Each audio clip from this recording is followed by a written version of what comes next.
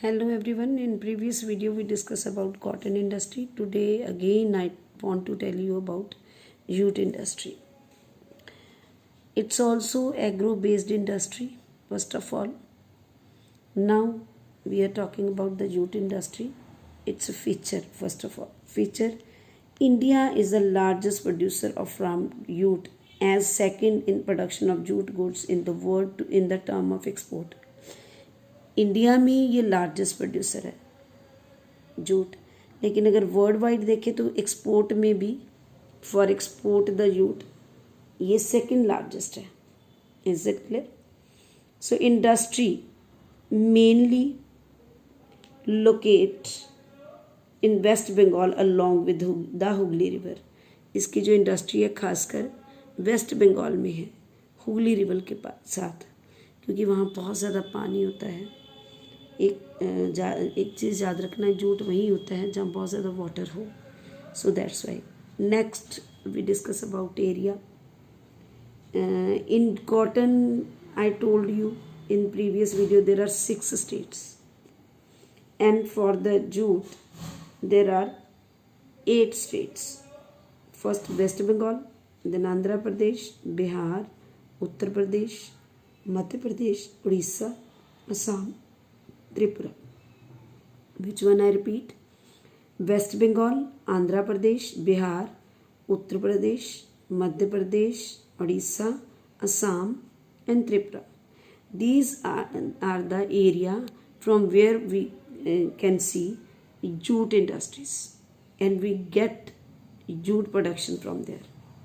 Clear? Factor contributing growth.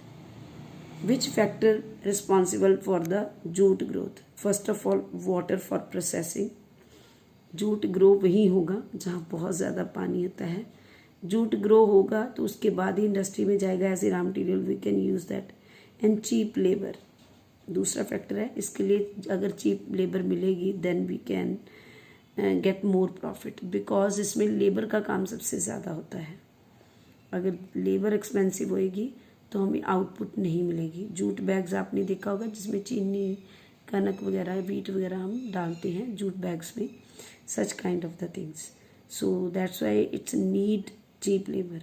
Next is obvious again like cotton, banking. क्योंकि किसी भी industry के लिए बैंक का रोल सबसे ज़्यादा इम्पॉर्टेंट है, सबसे ज़्यादा कॉन्ट्रीब्यूशन है. क्योंकि जब भी आप रॉ मटीरियल ले रहे हो या इंडस्ट्रीज़ लगा रहे हो, कुछ भी है, for production we need money and that money we can get from bank as a loan. Is that clear? And insurance facility, क्योंकि इसमें अगर कोई नुकसान हो जाता है, कुछ भी हो जाता है, तो हमें इंश्योरेंस फैसिलिटी होना भी बहुत ज़रूरी है so that we can cover up our losses. Is that clear? Next, port facility.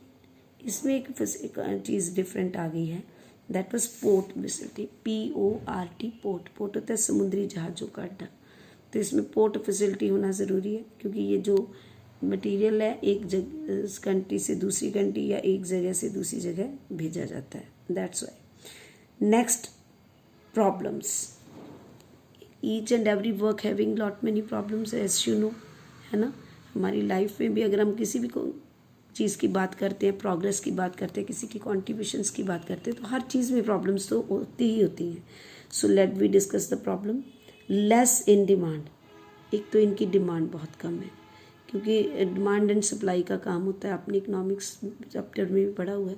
Demand कम होएगी तो ग्रोथ भी कम, लोग प्रोड्यूस भी कम करेंगे. So less in demand. High production cost. इसको प्रोड्यूस करना कॉस्ट काफ़ी ज़्यादा पड़ती है. जैसे मैंने पहले भी बोला था, चीप लेबर चाहिए होती है इसमें, क्योंकि इसमें लेबर का वर्क ज़्यादा है.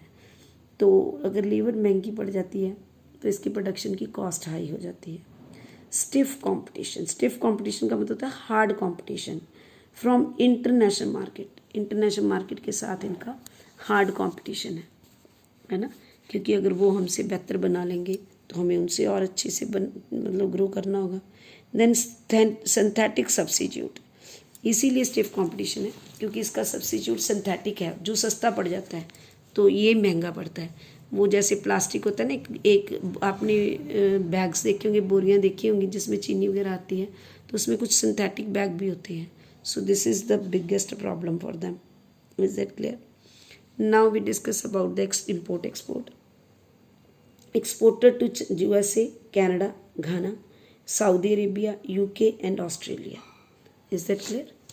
So these are the things which must for the jute production. First is feature, then area, then factors, problems and export import area. Is that clear?